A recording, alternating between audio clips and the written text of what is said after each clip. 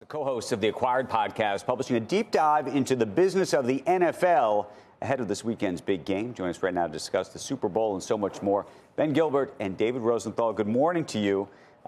You had published a whole episode on the NFL, so this is really an update, if you will. When did you guys do the first episode on the NFL back in the day? Right before the Super Bowl. 3 years ago, yeah. And so the biggest thing is, I mean, there's been so many changes. I'm thinking about, I mean, you go through it, the Taylor Swift effect, private equity. I mean, so much has happened since then. What was the thing that stood out to you most? Well, I think what hasn't changed is almost the most important thing. The fact that the NFL is the very best league out there at creating this competitive balance. I mean, we almost joke that it's communist capitalism, the way that the owners are able to constantly put the league first, team second. The fact that a media market like Green Bay versus a media market like, New York or LA still gets the same rev share from the league. They really divide that pie 32 ways equally, and the majority of the revenue does flow through the league. Now, to your point, a lot has happened in the last few years. David, do you want to talk about PE ownership? Yeah, private equity. Well, yeah, Taylor Swift and private equity. Andrew, you nailed it. Those are the two big changes. Private equity. This isn't as much in the sports press, and the average fan might not know it. But 2 years ago, the NFL, in the wake of the whole Commanders sale and that distressed situation, voted to allow private equity ownership in the league for the first time, capped at maximum 10% equity stakes in any given franchise, and that has set off this complete change in how the dynamics of ownership of NFL teams work, with about half the teams now pursuing sales of minority stakes to both family offices and private equity firms. And valuations have gone up 60% in 3 years. For the average NFL team is now worth almost $7 billion.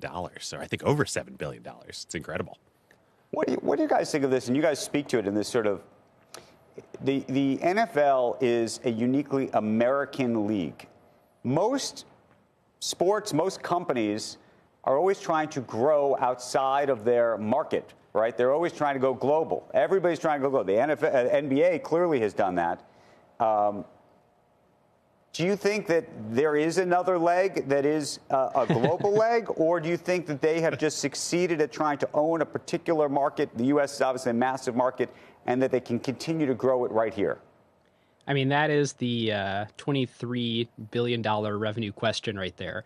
The NFL has managed to have, by far and away, the highest revenue for a league, per team, however you want to break it down. It's the best sports business in the world, despite effectively being captive at the American market. I mean, the way that they monetize these fans is multiples higher and all these media rights than any other global league. And so, yeah, the NFL has effectively run out of running room in this country, which is why you see things like the 7 games that they did last year internationally in Sao Paulo and a bunch of places all over Europe. Their goal is to get to 16 and I maybe even offer a whole TV package around the international games, maybe even have teams in those markets, expand the season beyond the 17 games to have more international games. That's clearly where they see the future. It's just very interesting that every other league goes global to get, I don't want to say pennies on the dollar, but dimes on the dollar, per head compared to how well the NFL is able to monetize the US. I watch when it's in Munich, but do they get big ratings in Europe for that? Because the fans, this is me talking. It's me talking. Hi, Andrew. Hey, Becky. The fans are all wearing Jaguar stuff. The entire stadium has there's like one of those European cities have adopted the Jaguars for some reason. Yeah, right? They certainly start with, crawl, walk, run. It's a bunch of American expats in the first year, and then they try to build a local fan base after that. It's going to take decades. Yeah. What's interesting, though, is I think there's actually finally some room for optimism for the NFL on this front. They've been trying to go international for 20 years now. They actually, ironically, have been held back by their broadcast partners. Their broadcast partners are these American broadcast networks, NBC, CBS, Fox. Now that at least equal weight of their sort of biggest partners on the media rights side are the tech companies. They're global. YouTube has 3 billion users globally. They can finally reach everywhere. So, guys, the big question I'd ask, you talk about this sort of communist capitalism issue, which I think is fascinating about why the NFL has succeeded. Do you believe the NBA or Major League Baseball or, frankly, any of the other leagues, by the way, the MLS to some degree has even tried to model itself in the same way, can actually work? Well, yes. All those other leagues are working great. Nobody should shed a tear for any NBA or MLB owners. The NFL is the model. And you look at startup leagues like MLS or IPL, Indian Premier League Cricket in India, which has been fantastically successful. They have modeled a lot of what they do after the NFL, both in terms of competitive parity, media rights sharing, et cetera, et cetera.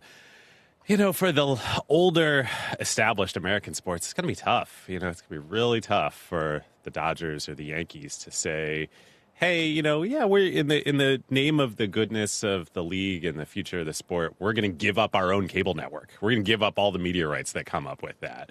We're going to agree to an aggressive salary cap. Yeah. Guys, we got to leave it there. Want to thank you for waking up early. I know you're on the West Coast. We'll all go check out the NFL episode ahead of the Super Bowl. Ben and David, it's always good to see you. If you had anyone pick the Patriots, I'm picking the Patriots. I'll probably lose, but have you had anyone pick? No one's picked them. Everybody thinks it's Seattle, 4.5 points. Have you heard anyone say Patriots? I thought Kylie's picking the Patriots. Oh, really? Because Bob Kraft. Kylie's got a deal with Fanatics or something to do a prediction market situation, right? So, money line? Would either of you guys do money line? Patriots? I'm not a gambler, but I am boots on the ground here in Seattle. I'm flying down to get ready for the game tomorrow. Go Seahawks all the way. I'm just sad the Niners aren't in it, so, People definitely we'll be having a good time on Sunday. Whenever it's a lock, it never happens. That's the thing. And it's by all... Yeah, that's where you can make all the money. Right. Yeah. By all indications, you would think, darn, it's Darnold, finally. That's the thing. I want the Patriots to win, but I want Sam Darnold, to do well. As the older guy in there, the Jets never did right by him. And he had a curse against the Patriots. That's on the back of one of the... Gentlemen, thank you.